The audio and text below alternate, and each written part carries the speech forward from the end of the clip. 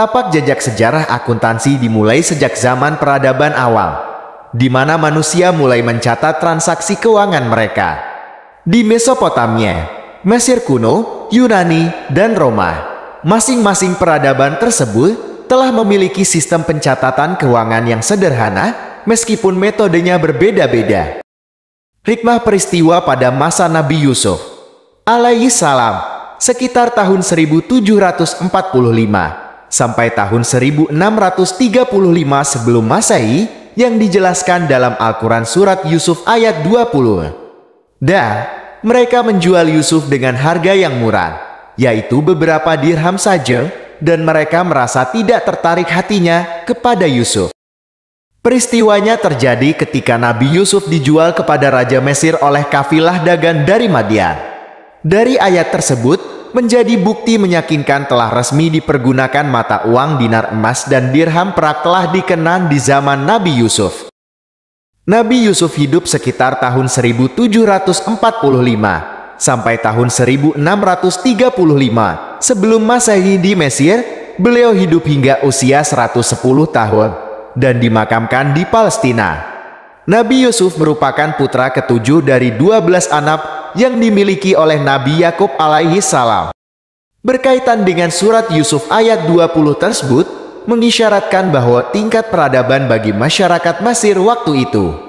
Mereka sudah menggunakan dirham, yakni mata uang dari perak sebagai unit alat tukar dalam sistem perdagangan mereka.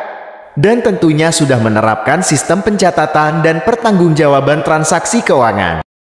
Allah Subhanahu wa Ta'ala telah mengetahui segala sesuatu yang ada dalam hati manusia. Namun demikian, Allah Subhanahu wa Ta'ala tetap menugaskan malaikat untuk mencatat dan mengawasi perbuatan manusia. Tujuannya adalah sebagai bukti, perhitungan, dan bentuk pertanggungjawaban. Allah Subhanahu wa Ta'ala telah mengisyaratkan dan memberi petunjuk bahwa malaikat rakib, pencatat amal baik, berada di sisi sebelah kanan untuk mencatat amal kebaikan manusia. Sedangkan malaikat atid yang berada di sisi kiri untuk mencatat amal buruk manusia. Malaikat pencatat amal baik dan buruk diterangkan dalam firman Allah dalam Al-Quran surat ke-82, yaitu surat Al-Infitar terbelah, pada ayat 10-12. Dan sesungguhnya bagi kamu ada malaikat-malaikat yang mengawasi pekerjaanmu yang mulia di sisi Allah, dan yang mencatat perbuatanmu. Mereka mengetahui apa yang kamu kerjakan. Malaikat rakib dan malaikat atid merupakan malaikat pengawas yang selalu siap mencatat, sebagaimana dijelaskan dalam Al-Quran surat ke-50, yaitu surat Kahf ayat 17-18.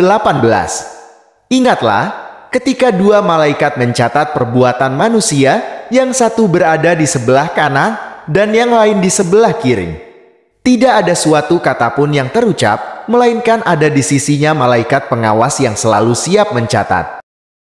Dalam Al-Quran pada surat ke-83, yaitu surat Al-Mutaffifin, orang-orang yang curang, dijelaskan tentang Sijil dan Iliyin.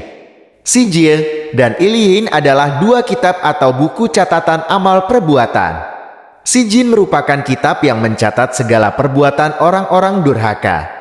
Sedangkan Iliyin merupakan kitab yang mencatat segala perbuatan orang-orang yang berbakti, yang disaksikan malaikat-malaikat yang didekatkan kepada Allah. Penjelasan tentang Sijil, Allah Subhanahu wa Ta'ala berfirman dalam surat Al-Mutaffifin ayat 7 sampai ayat 10 sebagai berikut. Sekali-kali jangan begitu. Sesungguhnya catatan orang yang durhaka benar-benar tersimpan dalam Sijil. Dan tahukah engkau apakah Sijil itu? Yaitu kitab yang berisi catatan amal. Celakalah pada hari itu bagi orang-orang yang mendustakan. Penjelasan tentang Iliyin, Allah Subhanahu wa Ta'ala berfirman dalam surat Al-Mutaffifin ayat 18 sampai ayat 22 sebagai berikut. Sekali-kali tidak. Sesungguhnya catatan orang-orang yang berbakti benar-benar tersimpan dalam Iliyin. Dan tahukah engkau apakah Iliyin itu? Yaitu kitab yang berisi catatan amal, yang disaksikan oleh malaikat-malaikat yang didekatkan kepada Allah. Sesungguhnya orang-orang yang berbakti benar-benar berada dalam surga yang penuh kenikmatan.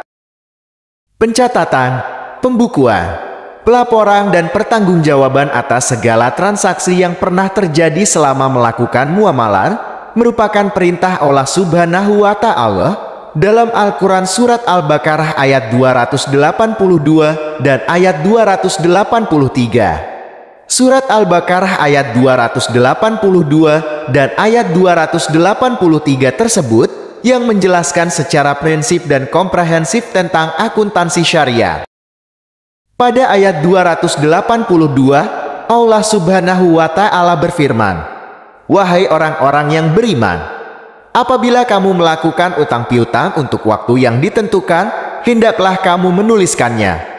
Dan hendaklah seorang penulis di antara kamu menuliskannya dengan benar. Janganlah penulis menolak untuk menuliskannya sebagaimana Allah telah mengajarkan kepadanya. Maka hendaklah dia menuliskan.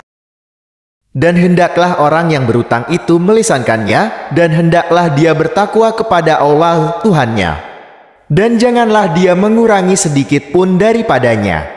Jika yang berutang itu orang yang kurang akalnya, atau lemah keadaannya, atau tidak mampu melisankannya sendiri, maka hendaklah walinya melisankannya dengan benar.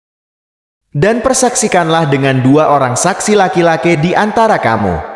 Jika tidak ada saksi 2 orang laki-laki, maka boleh seorang laki-laki dan 2 orang perempuan di antara orang-orang yang kamu sukai dari para saksi yang ada. Agar jika yang seorang lupa maka yang seorang lagi mengingatkannya. Dan janganlah saksi-saksi itu menolak apabila dipanggil. Dan janganlah kamu bosan menuliskannya untuk batas waktunya baik utang itu kecil maupun besar. Yang demikian itu lebih adil di sisi Allah, lebih dapat menguatkan kesaksian, dan lebih mendekatkan kamu kepada ketidakraguan. Kecuali jika hal itu merupakan perdagangan tunai yang kamu jalankan di antara kamu, maka tidak ada dosa bagi kamu jika kamu tidak menuliskannya. Dan ambillah saksi apabila kamu berjual beli, dan janganlah penulis dipersulit, dan begitu juga saksi. Jika kamu lakukan yang demikian, maka sungguh hal itu suatu kefasikan pada kamu. Dan bertakwalah kepada Allah, Allah memberikan pengajaran kepadamu, dan Allah Maha mengetahui segala sesuatu.